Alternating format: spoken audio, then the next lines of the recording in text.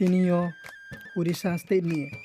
सारा भारतनि जनजाति मोर्चानि प्रेसिडेंट समीर उरां कांचनपुरनि 10दा टाउन हल जनजाति मोर्चानि पांडाव बुं फाइये माय अफाया आरो फाइये चिनी ब्रु बसी खोलबेबा सरकार बाय जायखि आके तेमो आबो कौनो फनो सा सायक नारियो इनके चिनी जनजाति मोर्चा चिनी जनजाति नो बताले बें बाइसनिया ये बुं सायक नारियो मामी इनके चिनी भारतनि प्रेसिडेंट फो चिनी जनजातिनि सिंहनो इनके चिनी जनजाति ब्रुइनो ये बुं सायक नारियो इनके चिनी कांचनपुरो बुं फाइये 10दा टाउन हल फाइये बुनो चिनी ब्रुनि कुताय ताव ब्रु बाय कामसोय बाय के बुनो लासो बये बुं चिनी ब्रुनि काइमु चोमनो कोनो बुं हामियाव ये खाकसांनो हा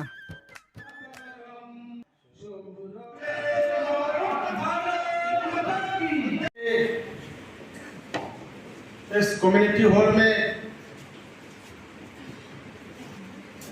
आज भारतीय जनता पार्टी एसटी मोर्चा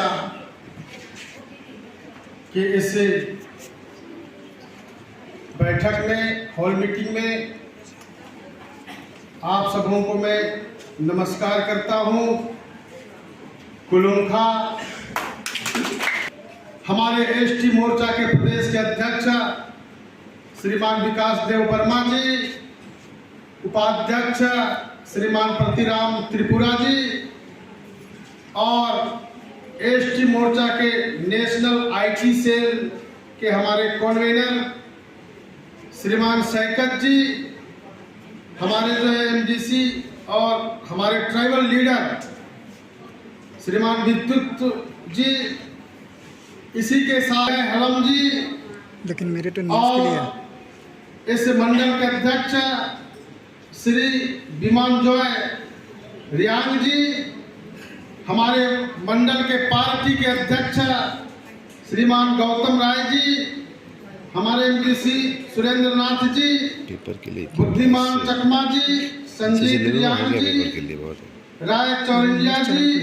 और जिरेन रियांग जी एवं सभी भारतीय जनता पार्टी के नेतागण सामने पर बैठे हमारे ऐसे कंचनपुर मंडल के सभी ज्येष्ठ श्रेष्ठ समर्पित भारतीय जनता पार्टी के कार्यकर्ता भाइयों बहनों, निश्चित रूप से आज हम सब ऐसे समय में बैठे हैं और विचार करने के लिए बैठे हैं जो कि आगामी 3 माह में का भविष्य का भाग्य का निर्धारण होने वाला है। यानी फरवरी माह में इस राज्य का भाग्य का फैसला होने वाला है। तो उसके लिए हम आज जो है लोकतांत्रिक व्यवस्था में हम जी रहे हैं। लोकतंत्र की व्यवस्था में जनता के अधिकार के आधार पर शासन स्थापित होता है और उस शासन के अंदर हम बाकी सभी चीजों को आगे बढ़ाते हैं। इसलिए अभी से हम सारे लोगों को चिंता करने का जरूरत है, सोचने विचार करने की आवश्यकता है।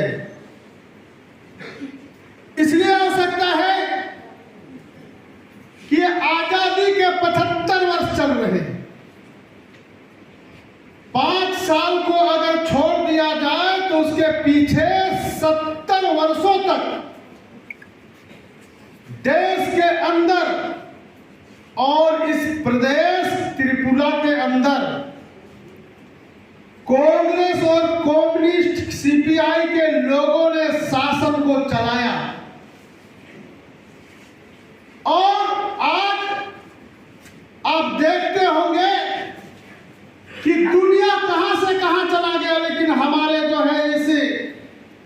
त्रिपुरा के अंदर रहने वाले, चाहे रियांग हो चाहे चकमा हो,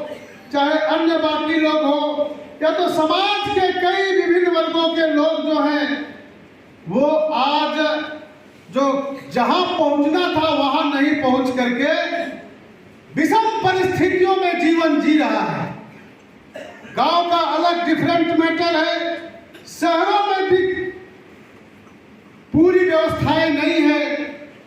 ऐसे जीवन जीने के लिए हम यहाँ पर मजबूर हुए थे,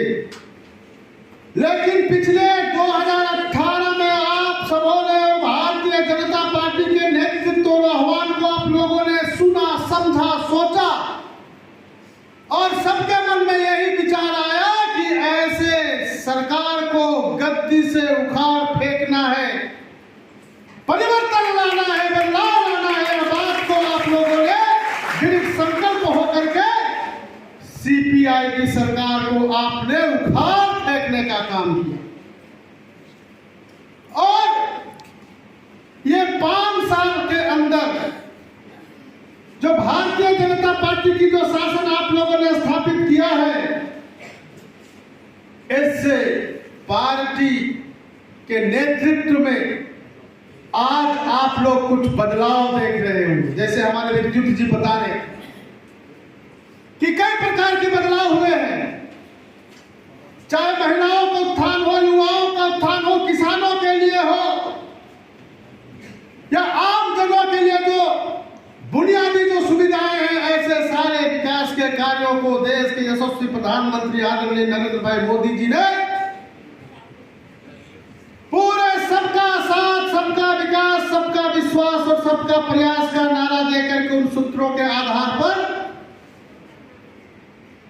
जन भावनाओं को ध्यान में रखते हुए विकास के कार्यों को आपके गांवों तक लाने का काम कर रहे हैं। पिछले दिनों सीपीआई के लोगों ने खास करके ये जनजाति समाज, आदिवासी समाज जो ट्राइबल कम्युनिटी के अंदर में जा करके बरगलाने का, बहलाने का, फुसलाने का, प्रलोभन दे करके, ठग करके केवल वोट लेने का काम करते थे और कभी भी हमारा यह जनजाति समाज उठ करके आगे आए इसके लिए कभी सोचता भी नहीं था और केवल हमें वोट बैंक बना करके रखने का काम करता था। अब अभी हमारे विद्युत जी बता रहे थे कि हमारे देश के जो सबसे ज्यादा सर्वोच्च संवैधानिक पद पर हमारे जो है आदिवासी बहन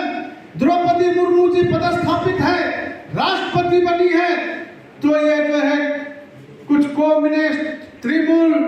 कांग्रेस के लोगों को वो सहा ही नहीं रहा कि ये जो है एक जो है गांव में रहने वाला एक जनजाति समुदाय का एक सदस्य कैसे देश के सर्वोच्च पद पर बैठ सकता है। लेकिन ये भारतीय जनता पार्टी ने, देश के यशस्वी प्रधानमंत्री आदरणीय नरेंद्र भाई मोदी जी ने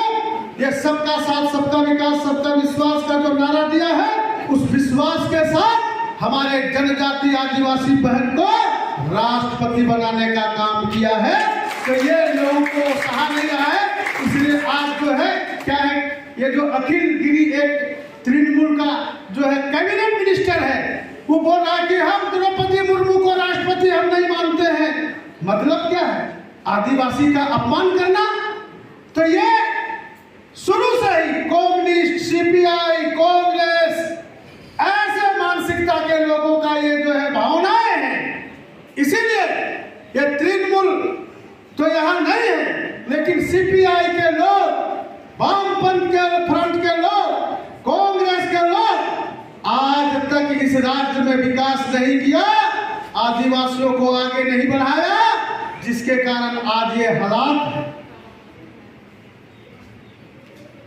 हमारे आदिवासियों के बीच में जाकर के तुम गरीब हो, असहाय हो, अशिक्षित हो, मकान नहीं है, सड़क नहीं है, बिजली नहीं है, पानी नहीं है, ऐसा बोल बोल करके हमको और जो है नीचे ढकेलने, दबाने का काम किया। हमारे मानसिक जो स्थिति है उसको भी कुंठित करने का काम किया। ये कभी भी नहीं बोला कि तुम एकदम बड़े से बड़े हो जा सकते हो, तुम साहब हो सकते हो, कलेक्टर हो सकते हो, मिनिस्टर हो सकते हो, तुम जो आगे बढ़ सकते हो, ऐसा बोलने का काम नहीं किया और केवल हमको जो है मानसिक रूप से दबाने का काम किया कि तुम केवल यही लायक हो, यह और ठग फुसला करके वोट लेने का काम किया है। आज हमारे देश के यशस्वी प्रधानमंत्री जी ने कैसे समाज के सबसे नीचे स्तर बैठे हुए हमारे लोग समाज के मुख्य धारा में जुड़ करके आगे बढ़े और देश के सर्वोच्च पद पर भी बैठ सकता है, इसका उदाहरण हमारे द्रौपदी मुर्मू जी को बैठा करके करने का काम किया है। इससे कि हम जनजाति समाज के लिए गर्व का विषय है, यह सम्मान का विषय है, गौरव का विषय है। इस बात को आज समझने की जरूरत है। भाइयों बहनों,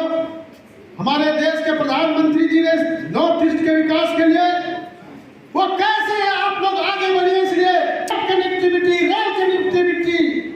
यह कनेक्टिविटी, इन सारे चीजों को जोड़ करके आपके गांव तक रोड कैसे जाए, आपके गांव तक जो है वाटर फैसिलिटी कैसे हो, कैसे आपके गांव तक बिजली पहुंचे, सोलर लाइट कैसे पहुंचे, ऐसे सारे बातों को ध्यान में रख करके आपके गांव तक के लिए विकास के लिए सोच रहे हैं। ये सोचने वाला सिर्फ